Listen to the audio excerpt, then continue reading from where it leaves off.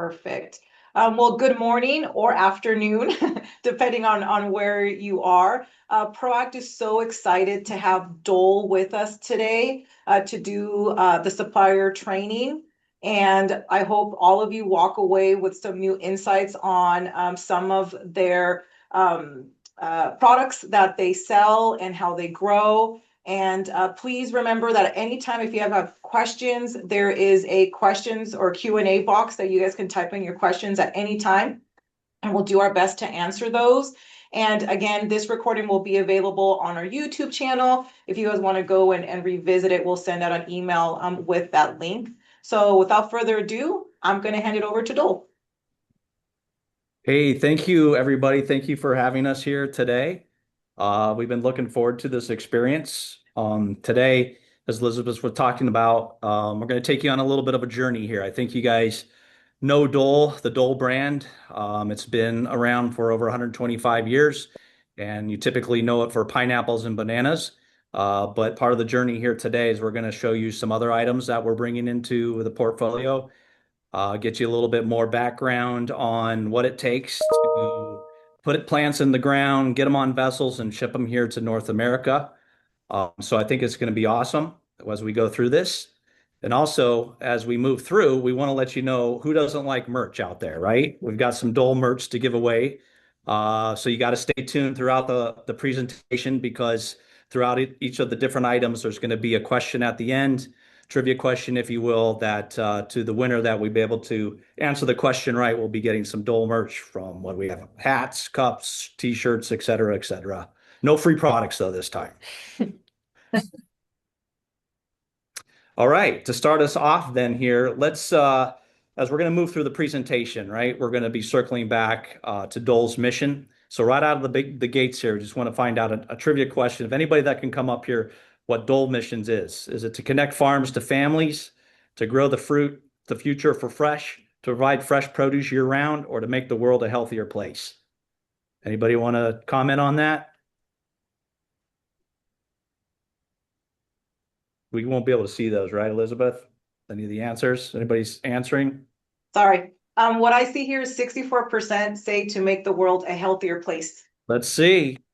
Boom. Okay. And if you guys didn't know that, you can go to our website, and it's all over our website here. So that's going to be part of the journey here, what we're going to look at here today. So to start, we wanted to show you an overarching view of Dole, making the world a healthier place, all the different products that we have that you might be used to, accustomed to seeing.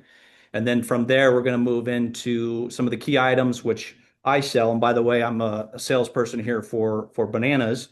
So we'll go through what it takes for bananas. Scott's going to talk to us here on the call about mangoes. And then Christine's going to talk to us about the iconic item for Dole, which is pineapples and some limes as well. When people around the world think of ripe, fresh, juicy fruit, our name comes to mind. Since Dole's start in the 1850s, we've made it our mission to make the world a healthier place.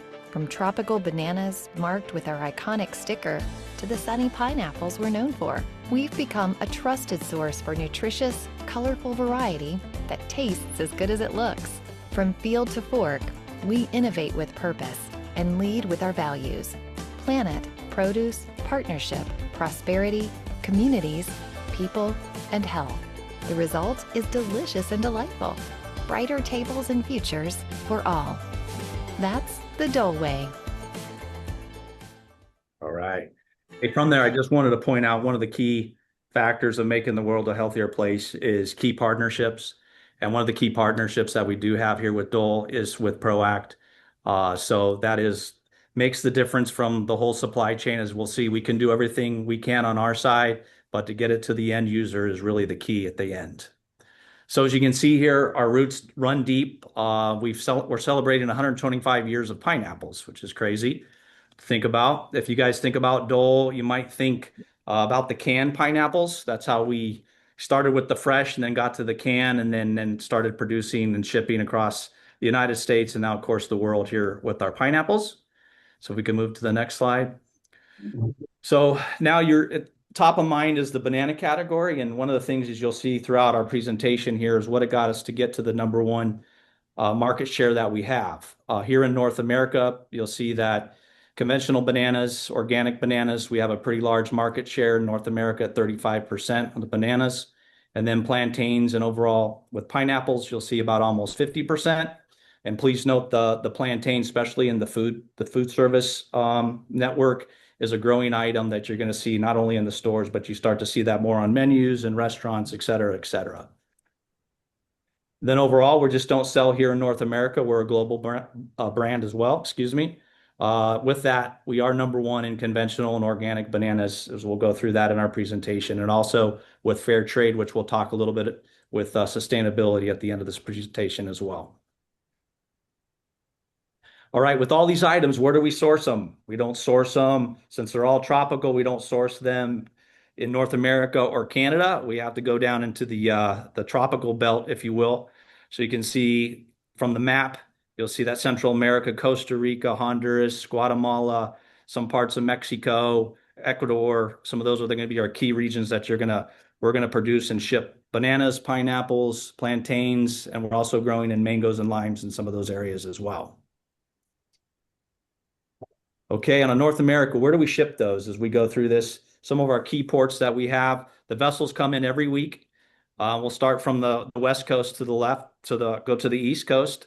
San Diego is a port that we break it up to the West Coast, so anything on the west all the way up to Washington, Idaho is going to come through San Diego. Then as you go to the central part of America, you're going to go through Freeport, which is south of Houston, and in Gulfport, Mississippi, which is not too far from New Orleans, which New Orleans, by the way, was one of the key first kind of banana ports where bananas were exported into the United States.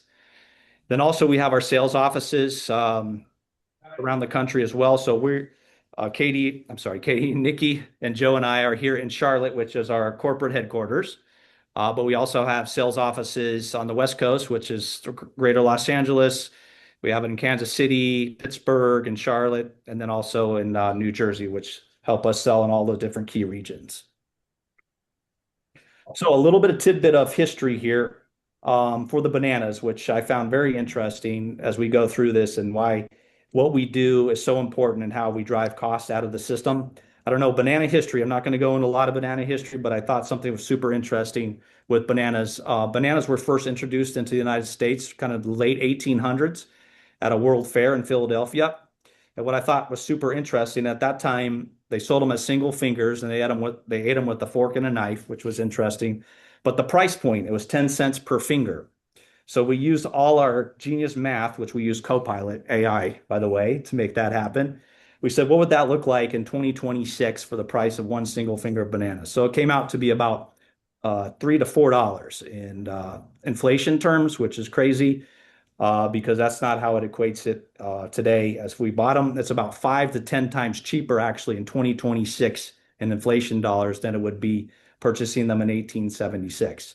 So I wanted to kind of frame the next part of the presentation with bananas is how did we get to that point where we were able to pull out all these costs to make it 5 to 10% times cheaper than it is over 150 years ago. So there's actually about over 500 different varieties of bananas across the world. Not all of them ship well, ripen well. As we'll go through, we'll show you the different components of what it takes to get that yellow color for the bananas that you would see at a store, at a Starbucks, at a gas station. That's going to be your Cavendish up there in the top left of your screen. That's the main staple variety that you will see on your displays. There's actually another variety on a challenge that we're dealing with right now on a certain disease called the Panama disease, soil-borne disease that took out one of the varieties before. So this is the other variety that came from that. You might be familiar with red bananas. You might see those as kind of a different variety. Manzanos, these are kind of the specialty fruits that we have that we ship. Then, of course, the organic banana, which is also a Cavendish, just has to be grown in an organic manner. A couple other varieties to note, the baby bananas, burros, and of course, we'll get in a little bit more information with the plantain, which is an up-and-coming part of the segment. So before we do that, let's go take a big view of what it looks like, banana plants, banana plantations, what it takes to harvest, and then we'll kind of key out and look at some of the specifics. Every Dole banana begins with detailed soil studies and careful land preparation in Latin America. The plants grow in cycles, grandparent, parent, and child, all from a single root system. Like all plants, bananas are susceptible to pests and diseases, like Fusarium TR4, which is why at Dole we have precise, integrated strategies that prevent and minimize the presence of these in our fields. Bananas take about 9 to 12 months to produce fruit, so during the flowering process, banana bunches are bagged and trimmed to shield them from UV light and insects, ensuring clean, high-quality fruit. At Dole, banana harvest is done entirely by hand, and the fruit is carefully transported by cable to the packing house. There, it's washed, dehanded, and sorted, each banana treated to prevent rot and preserve freshness. Packed in protective boxes and stacked onto pallets, the bananas begin their global journey in refrigerated containers. Once they arrive at their destination, the ripening treatment begins. Ripening bananas properly ensures that all Dole bananas make it to the final consumer with ideal flavor and texture. With sustainable farming and expert handling, Dole bananas reflect our promise of fresh produce, exceptional quality, and trusted service. All right. Okay, remember, as I go through this, we've got another merch giveaway at the end of this. So, okay, if you want to go to the next slide, please. So a couple things I wanted to point out. As you can see, especially in that video, that this is all done by hand. The only machinery that we really have is in the packing house that we'll show you, but also these cable systems. As you can see, it takes 2 people here to harvest a stem, and that stem there weighs about 80 to 100 pounds. So we have that pad for them. And we also, I want to point out, you see those pads that we have in between all those different hands. As the bananas grow up, the flowers grow up towards the sun, so you can have some point scars and things like that that we like to take care of. As that after it goes on that cable system, it comes into the packing shed here. And there'll be a group of folks that will be rinsing them off, getting the field heat out, some of the bugs off that. And then they start breaking them into clusters of 5 to 7 fingers, which then go into this water tank here to cool them off even more. But I also like to point out, and I challenge anybody that ever sees a banana box, by the way, which is 40 pounds, is try to figure out from that picture, they're trying to pick out clusters that are going to weigh out to be over 40 pounds in a box. And these are sometimes multiple families that have been working in these packing houses in these fields. And it's really, really great to see. It's a sure skill that I still have a hard time doing myself. So that's why I'm in sales probably, right? And by the way, any questions so far? Coming, Elizabeth? No, none so far. I'll interrupt. So far? Okay. But I do want to point this out because I did not know this before I started working for Dole, as I thought bananas were grown on trees. And as you saw through that, it's actually one of the largest herbs. And how it's produced is from rhizomes, just like a tulip in your garden. And it has all these shooters that go in the soil and start producing another banana plant.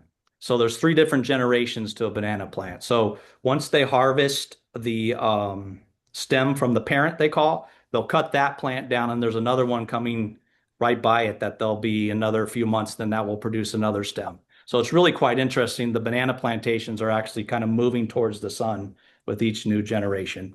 And of course, they'll go ahead and plant whole new fields when they need to do that as well. So after the harvesting and the packing, where do they go? Well, they pack the pallets directly at the packing house to ensure quality control is intact as well. And then we put them on a 40-foot container, as you can see as an example here. And as we move to the next slide, we'll show you what one of our vessel looks like, that those go on. We have 5 to 6 of these vessels that are coming to the North America ports that we saw earlier. They come on a weekly basis. Some of the route times on the different coasts from the Northeast to the West, it's about an 8 to 9 day journey. So there's 2 vessels that are basically going back and forth from the ports in South America and then the ports in San Diego and New Jersey. And then the ones down in the South, that takes about 2 to 3 days transit time. So it's a little bit faster time since it's closer to Central and South America.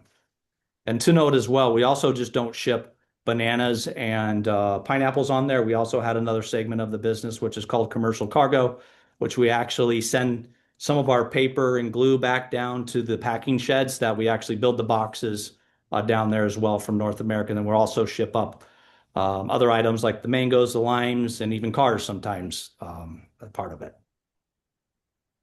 But really, how this whole program hinges on is the color. You know, as we shop and we buy with our eyes, color is a big driver for bananas as well. So I wanted to show you what it takes, kind of an inside look at a warehouse. We call them our tech team. They go to these ripening rooms and facilities, since color is such a key way of buying, that we want to make sure the customers are getting the right color when they want. And I'm sure you have those questions as well with some of the reps that you deal with at ProAct, what colors that you guys are looking at, or what your food establishment customers are looking at as well. Welcome to Dole Technical Services, where we provide customers with technical assistance and training throughout all phases of the banana handling and ripening cycle, one customer at a time. Our department at a glance. As a technical services representative, you will gain and master complex knowledge surrounding the best ripening techniques to maximize profits for Dole Fresh Fruit and our customers. We achieve this by supporting and training our customers to outturn consistent color and quality. In this role, you will provide services such as banana program reviews, ripener trainings, retail merchandising, fruit quality issue investigations and troubleshooting, new program startup services, research and development trials, as well as assist with industry trade shows. The Technical Services Department is a heavily traveling-based position, so it is vital that you can be flexible and open to new challenges along the way, as no customer visit is the same. Today, both our customers and sales teams depend on technical services, not only to help solve their problems, but also to assist them in looking to meet their future needs by anticipating potential trouble areas, making room repair and replacement recommendations, and aid in predicting trends. As a member of the technical service team, you will be continuing a strong tradition of service to our customers that has lasted over 35 years. We take great pride in our work and provide extensive training to prepare every team member to have the confidence to help carry on our tradition of fine service. We are excited to see what you bring to the table and look forward to growing our team. Welcome. All right. A little bit of a recruiting video there for you as well. So just wanted to show you, these are different how we look as an industry on the different color scales for the bananas. So 1 obviously would be when you are harvesting it at the field level, all the way to 7, which has got those sugar spots that you might see at home. But we wanted to box in kind of what the ideal, this is for retail, and I know some of the food service might have a little bit of difference, but this is generally where you see the retail merchandising is at that 4 and 5 color stage. Any questions so far? Nothing? Okay. Nope. Hey, we have a question for you again. We're going to throw out some merch virtually, but you'll physically get it. Elizabeth, you're kind of going to pick a name, right, from these winners? We have Yes, those? yes. Okay, perfect. So in that video and what I was talking about, oops, we got it. Okay. Why are banana bunches bagged and trimmed after the flowering process? So to make them look more photogenic for marketing, to reduce their weight for transport, because the bags are fashionable, or to avoid sunburn and insect damage.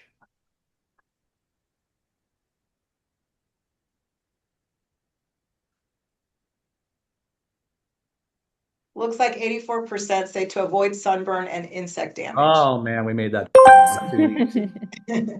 All right, that's going to conclude our banana portion of the presentation. I'm going to hand it over to Christine now, and she's going to talk about pineapples and limes. Hi, I'm Christine Gonzalez. I work with the Dole sales team. We're happy to, celebrate our 125 years in pineapples. And we could go to the next. Sorry. I also work in the Parsippany, New Jersey office. So a variety, tropical gold.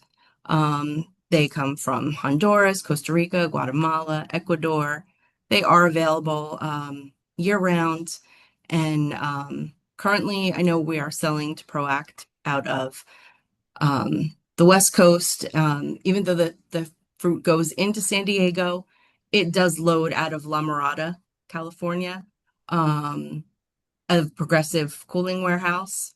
And let's see, we also have our Golden Selection. They are our extra sweet pineapple grown out of Costa Rica. Now, depending on the growing conditions, sometimes we will see a little gap in supply, but they are our extra sweet pineapple. Everybody loves them. Our organics out of Costa Rica. We also have our 8-count fair trade. It's not on here, but we do sell 8-count fair trade out of the West Coast. And happy to announce our Colado Royale. This is our premium pineapple. It was 15 years in the making. It's non-GMO. It delivers a bold, indulgent flavor, rich sweetness, bright tropical tang, and with a hint of coconut. Also, it is a limited supply. Sometimes there is a gap due to weather conditions and stuff, but we are happy to have this new pineapple. And we also, it's grown in Honduras, and there is a video that's already playing, sorry, there should be this facility, storm shelter, disaster. It has everything in it. It should be finished hopefully in mid-2028. We do believe in giving back to the communities that we are sourcing from. We also, it's not in the video, but we do have in Costa Rica, our fair trade. We have a fair trade center, and we have a community center as well. And these are all from proceeds from purchases of our pineapple. We could go to the next. And this is our oldest farm. It's in Honduras. It's called Picabono. It's near La Sabia. I might be saying it wrong, in Honduras, but we are still sourcing from this farm today. This is one of our oldest ones. Then we can go into, so basically these slides, sorry, they're a little small. It just shows like the land preparation, the seeding. Now I got to experience, I went to Costa Rica about 3 years ago where it said we're going to plant a seed. Thinking you're going to plant a little seed. You're actually planting like the top of a pineapple. One person can plant up to 4,500 seeds a day. And then it just shows, the weed control, fertilization. Let's see, what else do I have? Pests, the flowering, basically when we're harvesting. Can go to the next.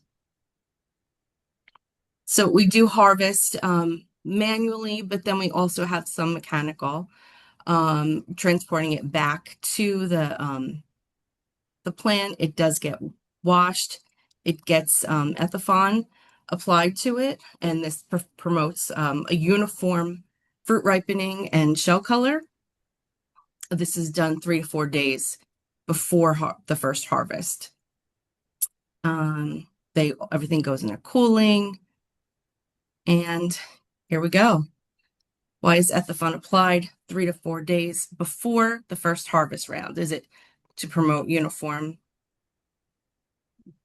ripening and shell color, to increase fruit size, to extend shelf life, or to enhance sweetness?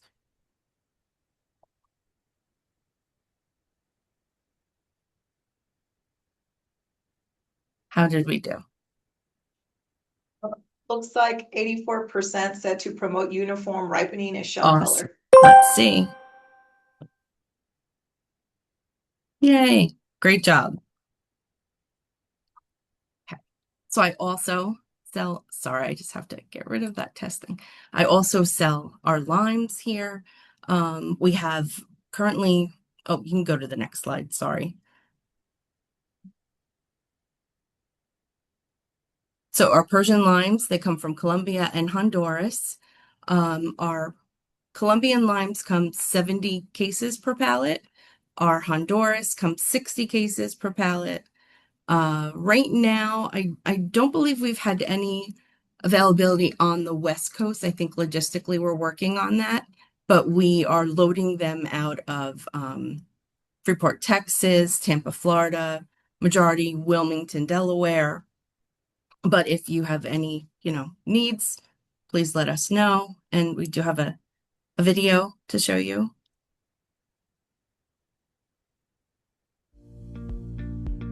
At Dole, great limes start long before they reach the produce aisle.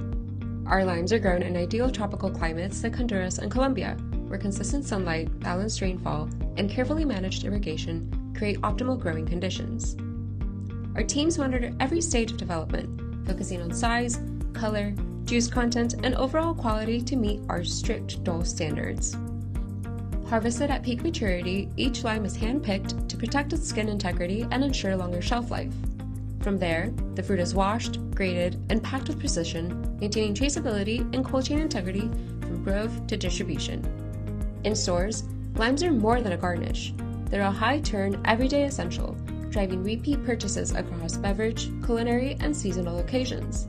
And when prominently displayed and cross-merchandised, limes increase basket size and support incremental sales across multiple categories. So choose Dole limes to deliver consistency, quality, and dependable supply to your shoppers, helping you strengthen their trust and maximize performance in your produce department.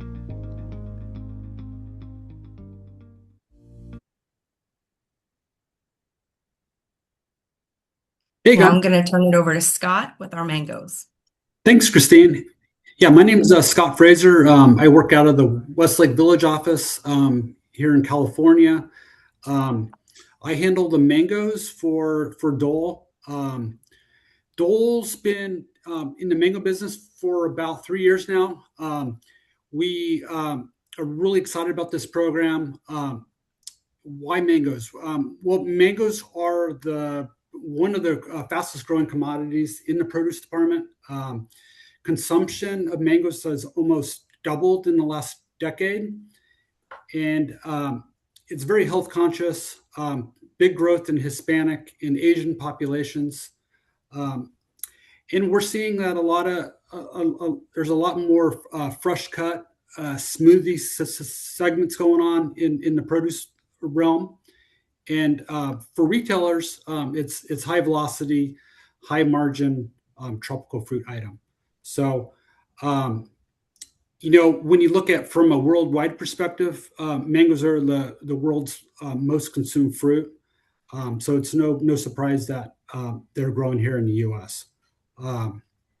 Here at Dole, we want to kind of change the way the industry's been doing mangoes. We have a year-round program backed by solid quality. When you look at mangoes, there's different varieties. You have the Tommy Atkins, which is kind of like your red delicious apple. You have the Kent, which is kind of like a Granny Smith, and then you have the Keat, which is kind of a late season mango. But these are all considered round mangoes. You have the Honeys, which is kind of a different mango than the rounds from a taste and appearance standpoint. But Dole handles all of these varieties and on a year-round basis. When you look at mangoes, I'm going to kind of get you a breadth of a year-round mango program, but typically you start in Peru. And actually, we're just finishing the Peru season. Peru runs from around the end of December until around mid-March. There's probably about 400,000 boxes coming into the U.S. right now out of Peru, but it's quite finishing up at the moment. We're transitioning into Central America, which includes Costa Rica and Guatemala. And we'll be on the Central America program for another month and a half, 2 months. And then we'll pivot into the Mexican deal, which runs typically end of April. Actually, Mexico is actually going right now, but as far as promotional volumes, end of April all the way through the end of September. So Mexico usually starts at the bottom of the country, and they kind of work their way up, through the various states. And we'll finish off the season with Brazil in the late fall, and then Ecuador at the very end of the year. So Dole's competitive advantage is our containerization in our vessels and the ability to bring these mangoes from point A to point B and have that quality chain be consistent throughout the whole cycle. All right, here's a question for you guys. Which mango variety has peak availability from January through December?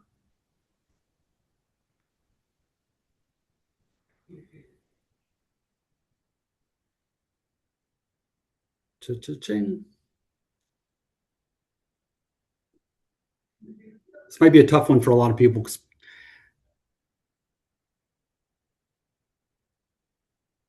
What do we got? I'm not sure this one's working for whatever reason. All right. All right. Well, the answer is the Kent, and that starts in January. And just a little tidbit about the Kent mango. The Kent variety is a fibrous variety. It's kind of the up and coming mango variety. So when new growers are planting trees, they're quite more likely to plant Kents than Tommies. Like I said, Tommies is kind of the old standard variety, but Kent's kind of the new variety that growers are doing. So along with mangoes, Dole's also big in exotics. We will source whatever sort of commodity we could get in the tropics. So that includes dragon fruit, which we bring in dragon fruit into the West Coast currently. But if there's big demand for it, we could, source basically any variety that we could grow up in the tropics. A lot of that stuff includes chayote, yucca, malanga, any sort of roots. And it goes really well with our other line of bananas like the plantains that we also bring up. So, Dole's just not pineapple bananas, but we also do exotics as well. So if there's a big demand for something, let us know, and maybe we could bring it up. So, with this, I'll hand it over to Laura. It's going to be Joe. Joe's going to take over. That's okay. Not able to join us today, but I will be covering for her. My name is Josephine. I work in the marketing and communications department for Dole Fresh Fruit. So don't be shy and ask any questions about sustainability. I may not be able to answer them all, but I'm really good at relaying information. So I'll make sure that Laura gets them if you have any. But in any case, just wanted to share with you guys a little bit about sustainability. Dole has been around for a very long time, as was mentioned earlier, and part of our business model has always been to care about these three pillars, which is the people who work for us and the people not just here in the US, but all over the world where we source our fruit from, to care for the diversity, the nature that makes sure that we have this fruit available to us, and of course for food in terms of food safety and quality. So these three pillars are part of our sustainability framework called the Dole Way. And this is basically our commitment to making sure that all the produce that we source and produce is grown, processed, and distributed responsibly. Whether they're fair trade, organic, or just conventional, we make sure that these are kind of our own standards that all of our fruit meets. So to break it down a little bit further, the nature category is more so about protecting the environment and conserving the finite resources that we use. So we do a lot of things regarding climate action, water stewardship, biodiversity protection, sustainable farming practices, waste management, and packaging innovation. We actually have quite a few different studies that we've done in many of our farms, including monitoring the existence and protection of certain insects and mammals that are native to the areas where our farms are at. Actually, a few years ago, they realized that there's a couple of different animals in our Costa Rican farms that they hadn't seen in a few years in that area. And that was thanks to all of our efforts that go into conserving the biodiversity around our farms. So that's not just where the actual fruit is being grown, but the protected areas and forests surrounding these places. Some other things that we've been able to do is make sure that everything that we do from a nature perspective is being able to, or is being calculated properly. So we use science-based targets to make sure that we're meeting these standards, not just that Dole has, but that are global as well. So we're aiming to submit science-based targets to the SBTI in the upcoming months, which is really exciting for us and something that sets us apart from a lot of our competitors. Moving on to people, we really care about supporting our employees through training, career development, community engagement. And again, that's not just for our employees here in the US, but it's for all the places where we operate out of, whether it's a farm, an office, a packing plant, a port. We want to make sure that we're contributing to an equitable future for all. So some of our focus areas there is ensuring a better lifestyle for the people and communities, like I said, that are about around us. We like to make sure that we're the employer of choice. So if someone, out in the tropics has a variety of different farms that they could work for, we're hoping that they choose Dole. And then we also want to make sure that everywhere that Dole is present is a safe, inclusive, equitable, and diverse work environment. So a large portion of our workforce is in Latin America. There's last I remember, about 20,000 people that work across all of our farms. And so it's really important to us that their well-being and the communities that they're a part of are able to contribute to their future. So we do a lot of work to improve infrastructure and providing resources that help people thrive. We'll see some examples in a little bit. And then our last pillar is for food. As we mentioned earlier, most of you know, our mission is to make a world a healthier place. So not only by making sure that we prioritize food safety and quality, but also making sure that we're promoting healthy eating, a healthy living, and nutritious foods. So that also includes responsible sourcing and being as transparent as possible in terms of our traceability for all of our fruit and the food safety that comes with it. So next slide. Couple of examples, like I mentioned. One that's actually really cool and again sets us apart from the competition is before we used to place all of our boxes on a pallet with these corner boards. A lot of them were from recycled plastics. That actually came out of one of our recycling facilities called Reciplast out in Costa Rica, or sometimes they'd just be cardboard. But now we're starting to move into using oxyfilm, which is a stretch film that we're using in place of these corner boards. So if you look closely there, you can see this plastic wrapping all of the boxes, all the banana boxes. And it's really great because these have these holes that allow aeration for in the boxes to make sure that the fruit doesn't go bad or anything like that. And it's actually very stable. So we've been testing this out for a couple of years. And so far, or at least in 2025, we were able to reduce over 575,000 kilograms of plastic just by transitioning from these traditional corner boards to using oxyfilm.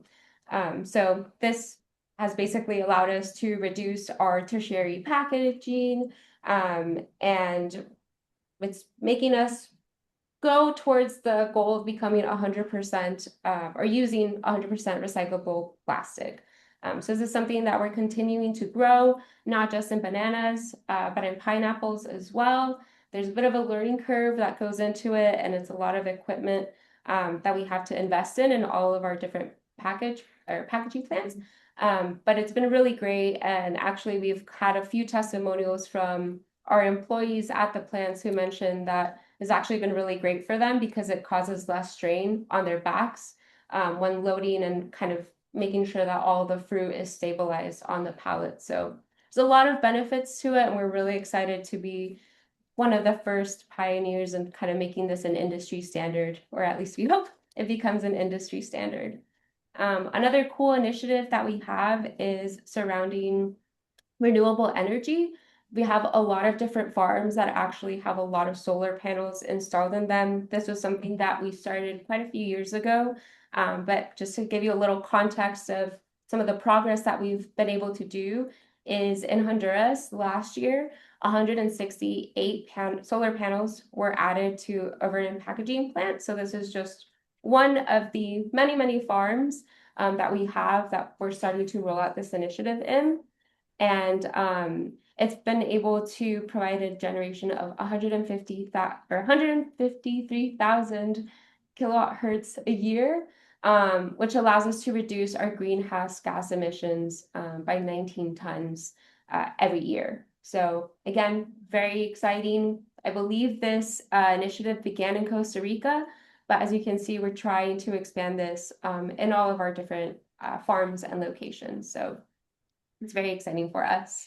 And then the last little example is a little closer to home because a lot of our sustainability initiatives are based out of our farms just because that's the majority of our operations. But that doesn't mean that we're not trying to bring this back home. So actually last year in San Diego, our port was able to transition from one reach stacker and 2 vehicles from fuel to electric. This allows us to save 5,100 gallons of diesel and 1,775 gallons of gasoline. And our goal is to be 100% electric by 2030. Actually, this year we've had a lot of leeway. You'll hear about it soon, sometime in April. I don't want to give too much away, but we've done a lot of progress in making sure that our San Diego terminal is 100% electric.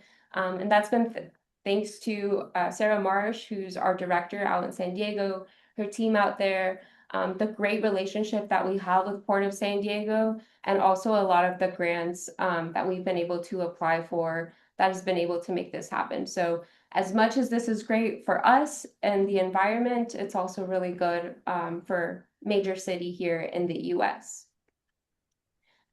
And then lastly, I wanted to touch on fair trade a little bit. Christine talked about this a little bit when we were talking about pineapples, but it's really great investment that's being made. We understand that there's a premium that we need to ask not only you, but our final consumers to pay for fair trade products. But the impact that investing in these programs have is actually quite amazing. We have a couple success stories here, but before I kind of go into that, just wanted to share some of the summary numbers. This is kind of our impact from the past few years. So in 2025, thanks to all of the fair trade fruit that we've been able to sell through Dole and in partnership with Fair Trade USA, we've generated almost 2.5 million funds that all goes to the communities, and they're all handled by community members as well. So even though we help kind of raise or generate these funds, we're not the ones that are actually deciding where this money goes or how it gets invested. This is all up to the community members who really, have these committees. They come together, look at what their most pressing needs are, and then decide how to distribute that money accordingly. And then in terms of volume for fair trade products, last year between pineapples and bananas, we were able to sell 141 million, almost 141.5 million fair trade certified products in the US alone. Not sure how many of you know, but fair trade, there's also Fair Trade International. So this really is just a drop in the bucket. If you count Fair Trade International, there's so much more impact that we're able to generate. So again, might cost a little bit more for a fruit, but we really are kind of changing people's lives. And if you're ever lucky enough to go to one of the farms, you can really see the impact for ourselves.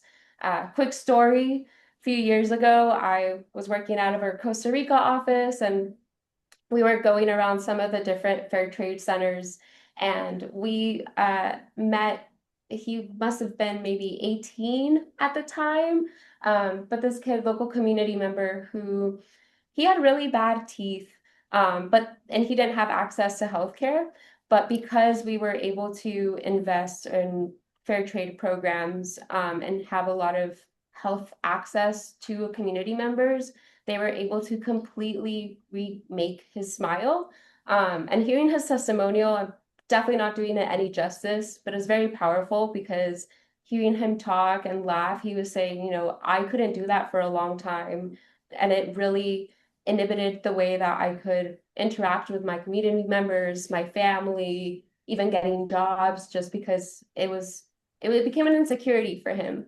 And so by being able to access healthcare via the Fair Trade Center out in Costa Rica, they were able to completely remake his smile, and it just gave him a lot of confidence that opened up a lot of doors for him. So again, I know I'm not making his testimonial much justice, but just kind of comes to show why it's so important and how the little things that sometimes we take for granted make a huge impact on others.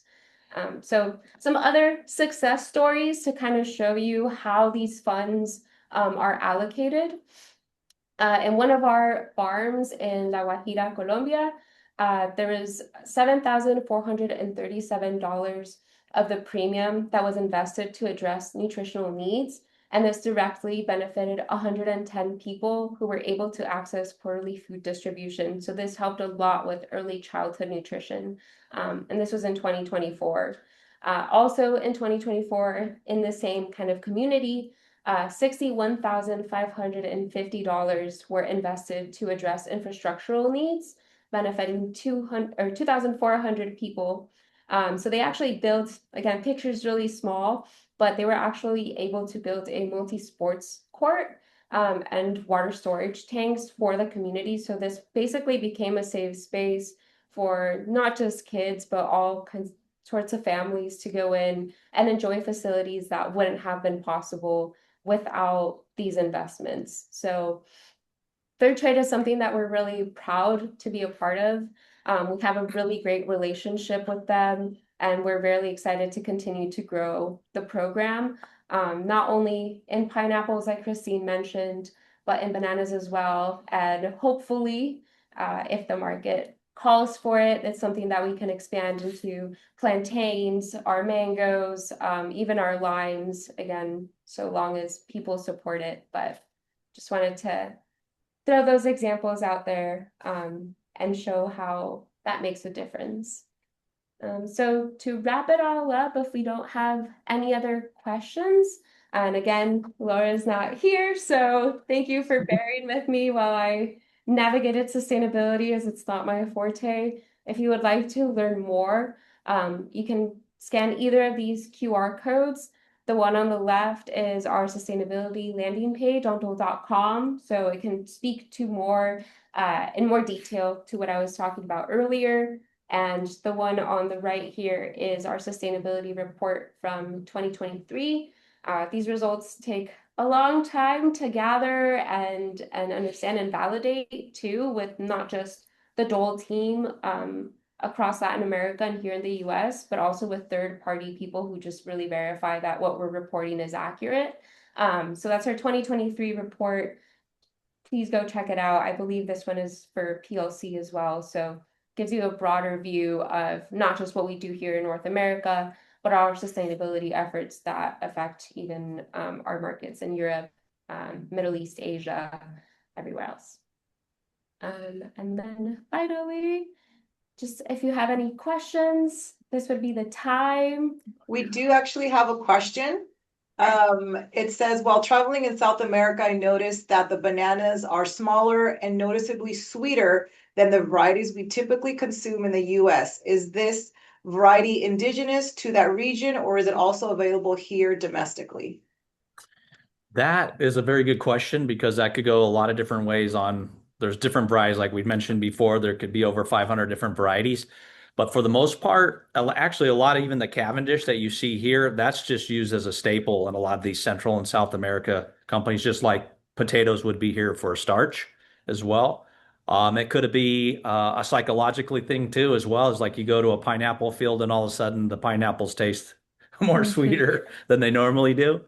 So yeah, it could be that, but generally it's probably going to be a Cavendish, and you do have to harvest them a little bit earlier. In fact, when you see it at a retail with the right color on there, it could be almost 3 weeks from the time you harvest it, pack it and ship it, and then get it to a warehouse and ripen it. So that could be a play too, where it's naturally ripening on a plant versus, cutting it a little bit earlier. So there'll be more sugar content in that as well. But that's a good question. Thank you. And just to add on to that a little bit, and to maybe contextualize, it's kind of like when you go fishing and you eat the fish as soon as you catch it versus waiting a couple of hours or buying it from the store.